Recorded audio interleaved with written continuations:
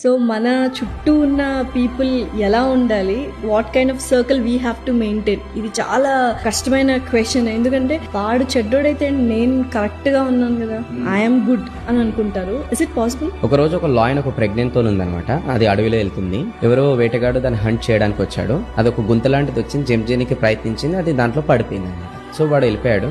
అది ఒక ఇంకో సింహాన్ని జన్మనిచ్చి చనిపోయింది అది.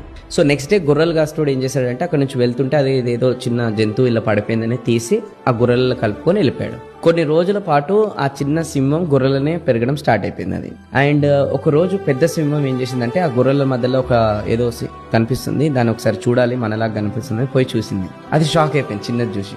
ఏది పెద్ద సింహం. అరే నువ్వు గొర్రెలలో ఏం చేస్తున్నావు అంటే ఆ చిన్న సింహం అంటే నేను గొర్రెనే కదా, నువ్వు గొర్రెలలో బై మిస్టేక్ పెరుగుతున్నావు, నువ్వు అక్కడేం చేస్తున్నావు, నీకు అర్థమైతలేదు కదా.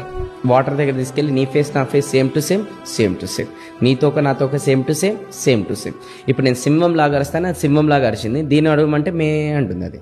ఎందుకు? రీజన్ ఒకటే, అది గొర్రెలలో పెరగడం స్టార్ట్ అయింది కాబట్టి అది కండిషనింగ్ అట్లా అయిపోయింది. ఈరోజు మనందరం కూడా సింహాలమే, but due to some kind of people మనం తిరగడం వల్ల గొర్రెలు అయిపోయినాం.